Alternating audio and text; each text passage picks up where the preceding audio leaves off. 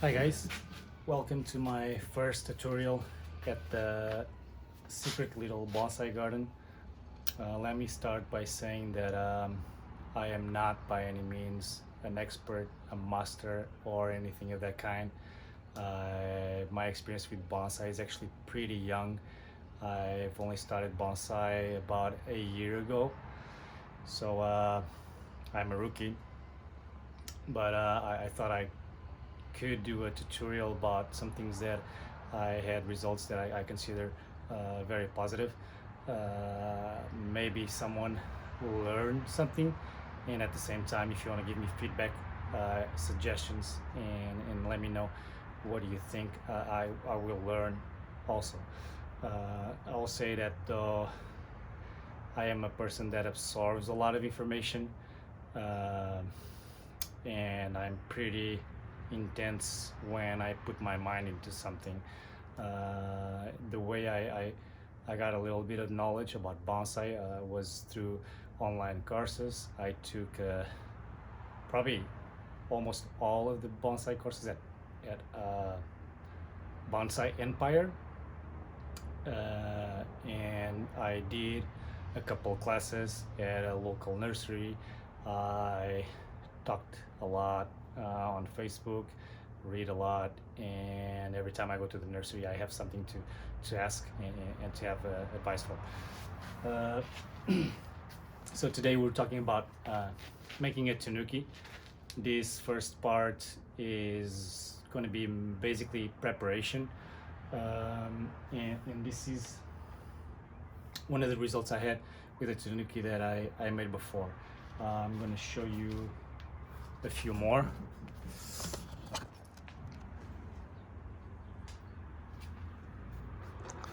This was the big tanuki I made first, and then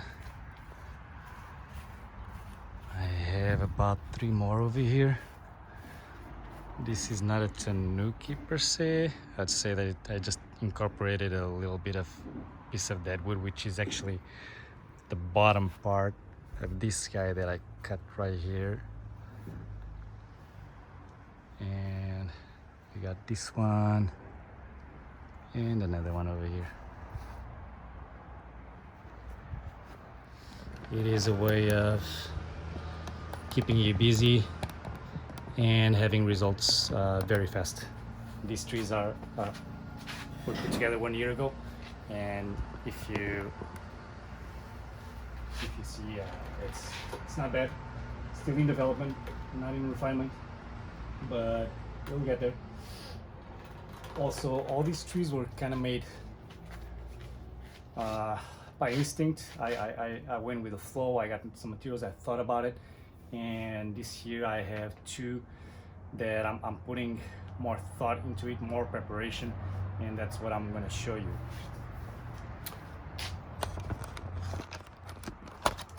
So these are the pieces of wood that I got, and I got this wood. I'm not gonna really say where, but it was a local nursery. The only reason I don't say where is because the resources are kind of limited. They don't have a lot, and I could only find 3 or 4 pieces in about a year, so supplies come slowly, and a lot of times they're not very interesting.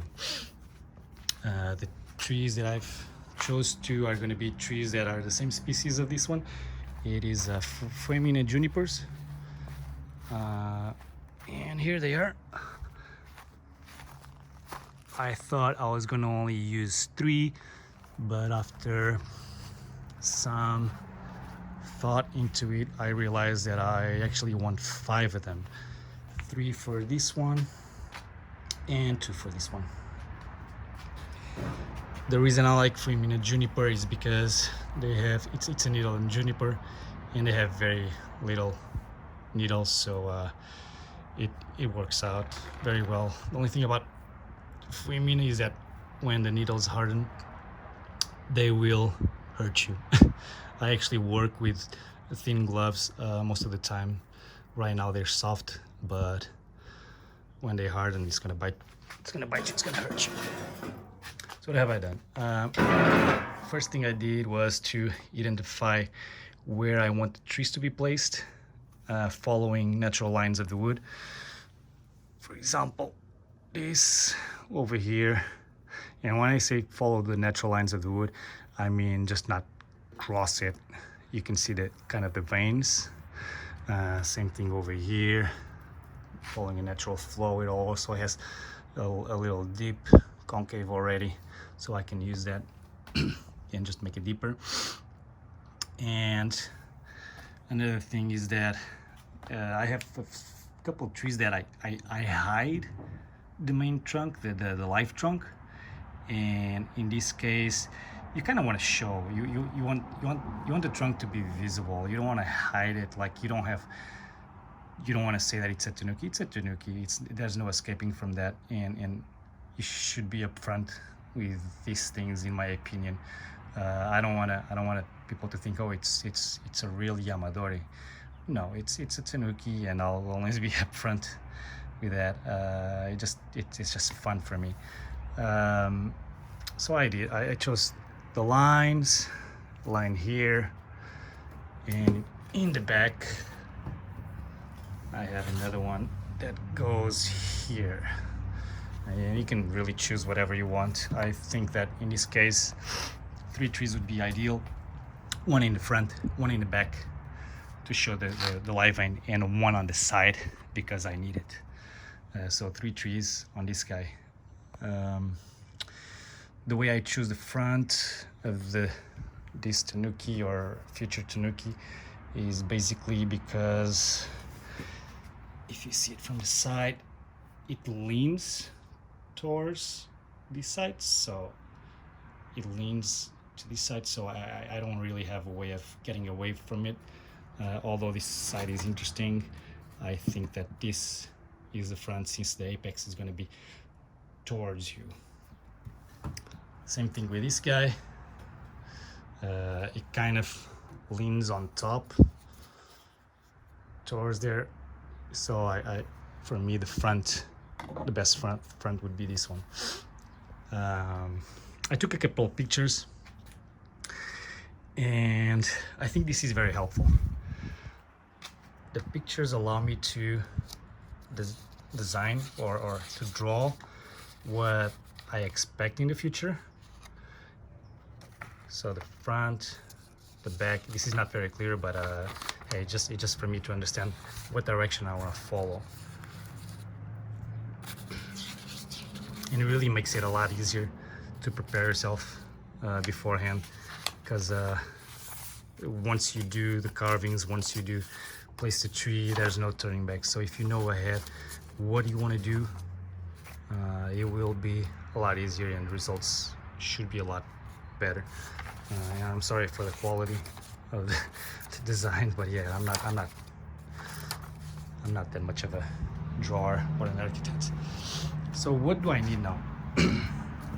I need to carve.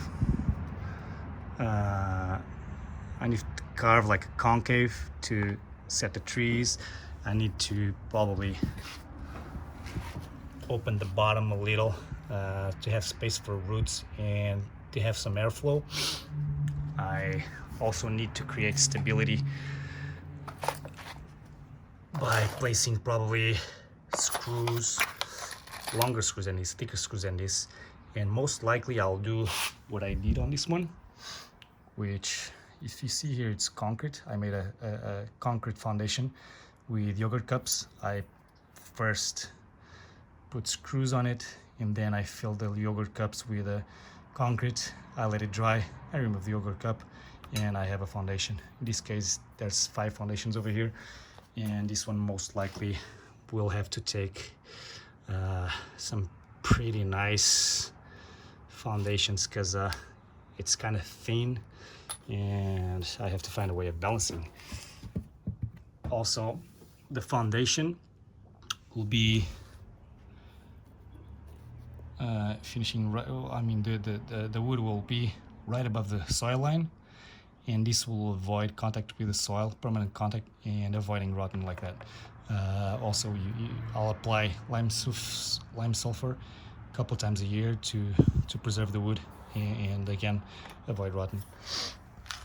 So yeah, preparing the wood, carving the wood, getting those foundations ready, getting some space for the roots. Same thing over here.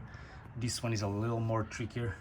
I still don't know how I'm gonna stabilize it, but probably build or probably screw something around that makes it have a wider base that allows it to stand. In this case, when I did the drawing, I also determined that I probably be cutting it over here. I don't need this straight part without anything new. I've also seen that there's some kind of cracking. If I open it here, there's some kind of cracking over here. So I'll be gluing this with a wood epoxy. And most likely I will submit the wood to some kind of gin bath, or I will apply lime sulfur bath. I think the wood has been treated already before, it looks like, but the lime sulfur will give it some more whitening, some bug protection, and overall we'll preserve it. So about tools that I need, I will need a Dremel. I use this kind of bit to do the carving, to get that concave where I place the trunks.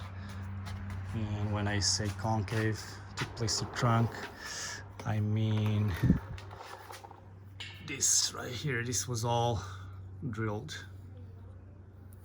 and all the way to the top is drilled, and making it into a concave. So let's say I'll do it like this. If I do it like this, and I place the trunk in the middle, over time the trunk will not or might not be secure unless you nail it. But if you do a little concave and you place the trunk there, as it thickens, it will be stuck inside there and then will swallow on the outside. So that's my goal, having just a little concave enough to get the trunk stuck on the wood. And it's pretty hard to do with normal beads. This will take forever. I found this guy that is super expensive actually. I mean, this is like 1/3 of the cost of the Dremel tool, and I mean, it does the job, so I guess I needed it. I couldn't see another way of getting that concave done, that carving. I'll need some protection gear, glasses and mask. I also have this guy for detail with all those beads. This is wireless. It doesn't have so much strength, so I can't use this one on this one. What else do we got? So we got nails, yogurt cups. Maybe this is a different kind of yogurt cup. I don't know if I'm going to use this one because it has this over here, but I actually like the size of it. I may cut it over here, or I may cut it over here, but it's too short, so I gotta find some kind of cup that is useful. I got lime sulfur, got my brushes, I got my pot or pots, and I'll probably be using this one for this for sure. I'm not sure if this is big enough for this one. It looks a little too tight, so I might have to build one a little bigger. My pots, my wood pots or training pots, I drilled at least 3 holes in each with this tool, and that's about it. Oh, I got the epoxy, wood epoxy, I'm going to use for that crack. I got a marker. It's always useful to draw the lines, look at my drawing, mark wherever I see the tree going, and go from there. And that's probably about it. I'm going to talk about the cost and where I get the material. So I already said this was from a local nursery, regular nursery actually. This was about $60. This was about $40. I get a coupon once in a while, saved me $15. So total was actually $90, and I was able to get the price of this one a little down because I complained about the crack. And yeah, sometimes I'm a little annoying, and I get a little better deal, but it just depends on what you want to get, right? These pots were bought on eBay actually. I think it was cheaper last year. I think I bought like 2 for about $30 or 20 something, but this year they raised the prices for $40 for 2. So from now on I'll probably be doing my own and just go to Home Depot and get some wood. The Fuimina junipers are pre-bonsai from a bonsai nursery, and they cost $30 each. There was a few double the size one, this one that cost $89. They would make $70. But I thought that this was a good deal. I didn't want to spend too much and just let it develop and grow over time, and I'll get there. So it's kind of about how much time do you want to save, or if it's flexible enough to do the bends that you need.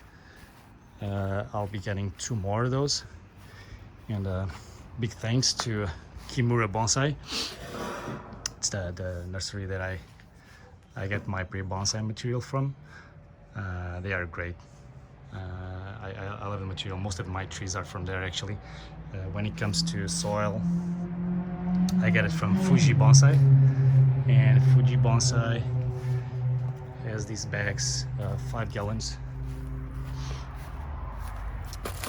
that they sell for $38, and I love them. I mean, I'm not very technical, so I'm not doing my bonsai mix yet. So for $38, 5 gallons, I think it's a very nice deal. The mixture is made basically 50% of akadama, and the rest is kind of a secret. I know that there's bone meal, lava rock, and it's about 10 ingredients. It works very nice here. The 50% akadama is fundamental because the summer gets to 120 Fahrenheit, and you need something to absorb and keep that water during the day. If you're like me, I only water once a day, although I have some smaller bonsai that this year probably will need more water. I'm gonna try to prevent that by putting a second shade screen, and hopefully I can still manage to keep them cold enough to have just 1 water a day. I do something different that most people will advise you. I water in the end of the afternoon. I soak it through the afternoon. They will absorb a lot of water during the night. They will keep that water during the night. And last year it worked really well to keep the water through the whole day. This negative side of it is that you probably have more chances of getting fungus and infestations, but I didn't have, so I didn't have. My experience was good. Let's see how it goes this year. Again, thanks for watching. Hit me up with some comments, with questions, with suggestions. I really appreciate. Subscribe to my channel, subscribe to my Facebook page, The Secret Little Bonsai Garden, and I'll see you guys later. This is part 1 of the tutorial for how to make a tanuki, and we'll have more soon. Thank you.